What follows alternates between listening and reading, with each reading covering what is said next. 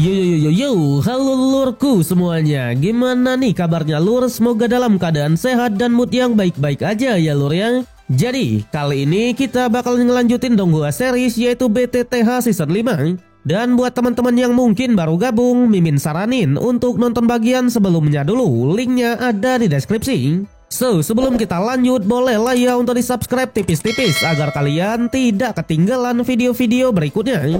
Oke, nggak usah berlama-lama lagi, siapkan kopi, luruskan kaki. Hormati gurumu, sayangi temanmu, cintai pacarmu, itulah tandanya kita masuk ke intro. Let's go!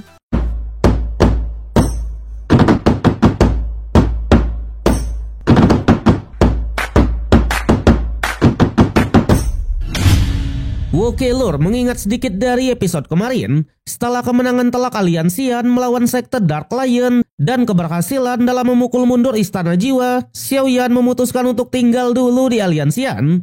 Di sana di Aliansian, beberapa bangunan yang hancur kemarin langsung diperbaiki lagi. Di sisi lain, para bocil juga sedang asik bermain, termasuk anaknya Xiaoyan aka Xiao Xiao. Tentunya layaknya bocah yang penuh energi, Xiao Xiao tak bisa diam sama sekali. Yang ternyata si bocil satu ini sudah di ranah dozong. Bahkan Xiao Ding bilang kalau potensi dari Xiao Xiao benar-benar tidak terbatas. Sementara itu Xiao Xiao sendiri, ia langsung mencoba cosplay kayak ibunya dengan menggunakan sepatu dan hias kepala, ya kan? Waduh. Sontak Cailin yang melihat kebahagiaan ini benar-benar sangat bersyukur. Nyatanya berkat Xiaoyan kembali semua bisa teratasi. Meski begitu, mengingat kalau dirinya masih belum terlalu kuat, Cailin pun hanya bertekad agar bisa menjadi lebih kuat lagi. Kembali kepada Xiaoyan dan dua kakaknya, di sana as alchemist, Xiaoyan sudah berencana membuat beberapa pil untuk Xiao Xiao.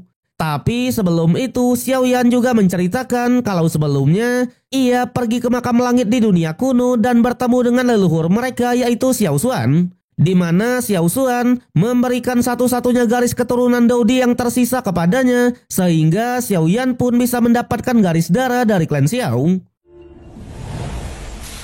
Perkataan itu membuat dua kakaknya pun sangatlah kaget. Saat itulah mereka pun teringat lagi dengan ayahnya yang sudah ditangkap oleh Istana Jiwa. Mereka menduga alasan Istana Jiwa melakukan ini pasti juga menginginkan garis darahnya. Tapi meskipun begitu, Xiaoyan berjanji kalau ia pasti akan menyelamatkannya dan membawa ayahnya pulang. Pada akhirnya Xiaoyan pun memberikan teknik 3 transformasi api surgawi ciptaan dari leluhur Xiao Xuan kepada dua kakaknya. Tentunya ia pun hanya menyuruh mereka untuk segera mempelajarinya. Bahkan beberapa anggota berbakat dari klan Xiao wajib diajarkan juga karena memang hanya dengan teknik inilah mereka bisa memicu tanda klan di dalam tubuh. Kebetulan setelah peperangan besar kemarin, Xiao Li dan Xiao Ding memang membutuhkan beberapa teknik yang baru. Jadi mereka pun menerimanya dengan hati terbuka. Alhasil Xiaoyan pun tetap menyerahkan klan Xiao dan aliansiannya kepada dua kakak tercinta. Tapi di saat itu juga lah tiba-tiba seorang murid melaporkan kalau aula pil sudah hangus terbakar. Hal itu membuat mereka pun cukuplah kaget karena memang lokasi dari aula pil berada di inti benteng dan seharusnya tak akan terkena dampak dari peperangan kemarin. Saat itulah mereka pun sadar kalau di aula pil pasti ada beberapa impostor yang licik. Pada akhirnya sebelum benar-benar kembali ke wilayah Zhongzhou, Xiaoyan memutuskan untuk menyelesaikan masalah ini terlebih dulu. Sementara itu di aula pil, tetua Fama dan Guhe, mereka pun sedikit protes kepada guru besar Liu Xiang. Karena katanya aula pil yang merupakan bagian dari Aliansian seharusnya membantu membuatkan beberapa pil pemulihan. Tapi Liu Qiang malah menyinggung Xiaoyan yang katanya baru saja pulang, namun sudah ikut campur dalam urusan aula pilnya. Tapi bukannya tak mau membantu, gedung aula pil sudah terbakar habis, sehingga mereka tak bisa menyuplai bahan-bahannya. Apalagi dirinya juga sedang terluka dan benar-benar tak bisa membantu Aliansian. Statement itu membuat tetua Fama pun sedikit kesal dan berinisiatif untuk menyembuhkannya. Namun bukannya berterima kasih, mereka malah menolaknya mentah-mentah. Yang ternyata semua urusan di aula pil guru besar Liu Qiang lah yang mengendalikannya. Jadi ia tetap tak mau membantu Aliansian. Hal itulah yang membuat Guhe pun benar-benar marah besar. Ia curiga kalau terbakarnya gedung di Aula Pil pasti adalah ulah mereka berdua. Tapi karena Xiaoyan sudah resmi kembali, tetua Fama yakin kalau Xiaoyan pasti memiliki cara untuk mengatasinya. Singkat cerita, di sebuah malam seluruh jajaran aliansian sedang mengadakan sebuah pesta. Pesta dalam merayakan kemenangan kemarin. Di sanalah as a leader, Xiaoyan pun menyampaikan kalau ia ingin berterima kasih kepada semua orang yang sudah berpartisipasi dalam perang kemarin. Bahkan teruntuk mereka yang sudah meninggoy, Xiaoyan sampai memberikan hormat terakhir dengan menuangkan air miliknya. Sedangkan untuk gelas kedua, ia secara pribadi berterima kasih kepada semua orang yang ada di ruangan ini. Karena memang mereka sudah mau mati-matian melindungi aliansian. Dan untuk gelas terakhir, Xiaoyan mempersembahkannya kepada Cailin, di mana Cailin sudah berjuang keras selama bertahun-tahun untuk mengelola aliansi yang besar ini. Jadi Xiaoyan benar-benar berterima kasih. Dalam sekejap, momen keluarga bahagia pun akhirnya terlihat. Apalagi dengan api surgawi pinknya, Xiaoyan mencoba mengajak Xiao Xiao bermain. Tapi sayang, momen tersebut seketika langsung dikacaukan oleh guru besar Liu Qiang yang terlambat datang ke pesta.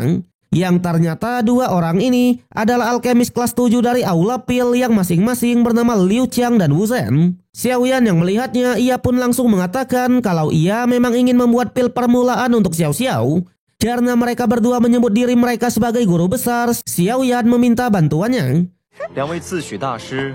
Tapi sayang, karena pil permulaan adalah pil kelas 8, kedua guru besar ini langsung menolak, ya kan? Meski begitu, mereka tetap memberikan beberapa bahan-bahannya yang katanya memang masih tersimpan. Lagi-lagi tindakan itu membuat Xiaoyan curiga. Bagaimana tidak, gedung Aula Pil yang sudah terbakar habis, mereka berdua malah masih menyimpan beberapa bahan yang langka. Tapi mereka hanya mengatakan sebagai seorang alkemis, menyimpan bahan obat adalah hal yang wajar.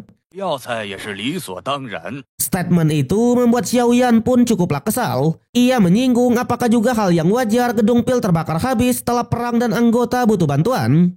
Tapi alih-alih menjelaskan, mereka malah mengoperkannya kepada Guhe. Karena memang menurut aturan, baik ketua ataupun wakil ketua aliansian memang tak boleh ikut campur dalam urusan Aula Pil. Jadi mereka pun mengingatkan daripada memunculkan masalah yang tidak perlu, Xiaoyan lebih baik diam saja. Tapi Guhe langsung menegaskan kalau Xiaoyan bukanlah orang luar, melainkan adalah seorang alkemis juga.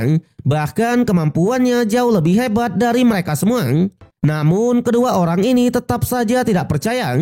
Nyatanya untuk mencapai alkemis tingkat 8 bukanlah sesuatu yang mudah. Apalagi secara usia Xiaoyan masih sangatlah muda. Tapi jelas Xiaoyan berniat membuktikannya. Ia bahkan membuat kesepakatan. Selama dirinya bisa membuat pil permulaan selaku pil tingkat 8, maka Xiaoyan boleh ikut campur dalam urusan Aula Pil. Tapi jika gagal, ia benar-benar tak akan ikut campur sama sekali. Mereka pun sepakat dan akhirnya bubar. Tapi sebelum bubar, Xiao Xiao langsung menunjukkan kejahilannya dengan menjebak dua orang tersebut, ya kan? Waduh, si kecil. Kemudian mereka pun melanjutkan lagi pesta-pestanya. Hingga keesokan harinya disaksikan oleh ratusan murid, Xiaoyan bersiap membuat pil permulaan. Guhe yang memang sudah mengetahui kehebatan Xiaoyan langsung memerintahkan semua murid untuk melihat secara langsung. Karena memang mereka pasti akan mendapatkan pelajaran. Di sana para murid juga menyalahkan Liu Qiang dan Wu Zhen yang katanya pasti terlibat di balik terbakarnya gedung pil kemarin. Tapi untuk kedua orang ini, mereka tetap saja sangatlah yakin kalau Xiaoyan pasti tak akan bisa. Mereka bilang meskipun Xiaoyan sudah di puncak Rana Dozun, namun untuk membuat pil tingkat 8 tidaklah semudah itu. Kembali kepada Xiaoyan, saat itulah ia pun mulai menunjukkan kemampuannya dan memperlihatkan api surgawi. Seketika para murid yang awalnya meremehkan sekarang langsung mendukung Xiaoyan. Apalagi Xiaoyan ternyata beneran sudah menjadi alkemis di tingkat 8. Dalam sekejap Xiaoyan pun langsung memperlihatkan tekanan jiwa yang sangatlah kuat. Tak terasa 6 hari pun sudah berlalu dan proses pembuatan pil masih terus berlangsung. Saat itulah semua yang tadinya meremehkan kembali dibuat diam. Nyatanya Xiao Yan bisa memunculkan petir pil warna-warni yang memang sudah melegenda. Guhe yang melihatnya juga akhirnya pasrah dan mengatakan kalau seumur hidup takutnya ia tak akan bisa melampaui Xiao Yan. Tapi untuk guru besar Liu Qiang ia masih sangatlah tenang. Katanya petir warna-warni bukanlah sesuatu yang mudah untuk dilawan. Terlebih lagi di arena layaknya pil tingkat tinggi, pil permulaan mencoba untuk melarikan diri. Meski begitu, karena petir warna-warni bisa saja menghancurkan aliansian, kedua tetua ini juga sudah berancang-ancang untuk segera pergi. Namun sayangnya, meskipun disambut oleh petir naga yang kuat, Xiao Yan hanya mengeluarkan boneka jimat untuk mengatasi serangan itu. Sudah jelas serangan petir yang memang makanan dari boneka jimat bisa diatasi dengan begitu mudah. Aliansian yang disinyalir akan hancur lebur nyatanya malah tak tersentuh sama sekali. Dengan ini pil permulaan selaku pil tingkat 8 beneran bisa dibuat dan jadi dengan sempurna. Seketika sorak-sorai pun menggema di seluruh penjuru arena. Saat itulah Xiao Yan pun menegaskan kalau Aula Pil juga merupakan bagian dari aliansian. Statusnya bahkan tidak berbeda dengan aula-aula yang lain. Tapi karena beberapa tahun ini sudah ada berbagai orang yang sombong dan tak menganggap aliansian, Xiao Yan pun berniat menghukum kedua orang tersebut. Liu Qiang dan Wu Zhen yang melihatnya malah langsung playing victim dan menuduh Xiao Yan yang enggak-enggak sampai mau menjadikan mereka sebagai korban. Padahal mereka sendiri sudah berjuang mati-matian. Tapi Xiao Yan juga tidaklah kehabisan akal dan segera menyuruh Cailin sebagai wakil ketua untuk memperlihatkan kinerja dari kedua orang ini. Saat itulah Cailin langsung memanggil satu murid dari Aula Pil, di mana murid ini ternyata adalah suruhan dari Liu Qiang dan Wu Zhen untuk membakar gedung pil kemarin. Tak hanya itu, Cailin juga mengatakan kalau Liu Qiang dan Wu Zhen memang sudah lama berniat memberontak dengan aliansian. Cailin bahkan langsung membongkar semuanya di hadapan semua orang. Dari kasus pertama yaitu korupsi dan penyalahgunaan kekuasaan, di mana mereka diam-diam menjualkan pil ke aliansian serta menggelapkan keuntungannya. Kasus kedua adalah tidak menghormati aturan, sombong dan selalu melanggar perintah. Sedangkan kasus ketiga terlalu berambisi sampai berkhianat, tak memperdulikan sesama anggota dan bahkan sudah merencanakan membentuk organisasi baru. Liu Qiang dan Wu Zhen yang mendengarnya mereka tidak membantah sama sekali, melainkan langsung bergegas melarikan diri. Sayangnya aliansian bukanlah organisasi yang bisa dipermainkan sesuka hati. Xiao Yan bilang jika seseorang ingin keluar sebenarnya ia tidaklah mempermasalahkan. Tapi jika keluarnya karena sudah membuat masalah dan menghindari hukuman yang ada, Xiao Yan pun tak akan melepaskannya dan langsung menangkap kedua orang tersebut, ya kan? Di sana Xiao Yan menegaskan karena selama ini mereka sudah bertindak semena-mena menghancurkan gedung pil dan menentang aturan yang ada, jadi hukumannya hanyalah satu, yaitu harus dieksekusi mati ya lor ya. Wede.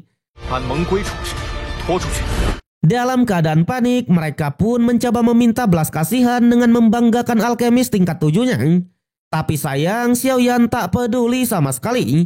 Apalagi di saat yang sama, seorang murid melaporkan kalau terowongan ruang sudah diperbaiki dan Xiao Yan sudah bisa kembali lagi ke wilayah Zhongzhou. Namun sayang, episode yang kali ini harus berakhir sampai di sini. So, bagaimanakah kelanjutan dari Xiao Yan? Kalau kita lihat dari preview episode berikutnya, Xiao Yan kembali menemui Pak De Yaolao dan memperlihatkan sebuah peta. Selain itu, Xiao Yan juga bertarung melawan seseorang yang masih tak diketahui identitasnya. Bahkan Pak De Yaolao sampai turun tangan membantu. Tapi sayang, kita harus menunggu sampai minggu depan untuk mengetahui kelanjutannya. So, kalau kalian suka dengan konten ini, jangan lupa kasih jempolnya, kasih hype-nya, subscribe biar nggak ketinggalan update, dan share ke berbagai platform untuk memajukan channel tercinta ini ya lor ya. Gua Rian pamit undur diri, sampai jumpa di konten berikutnya.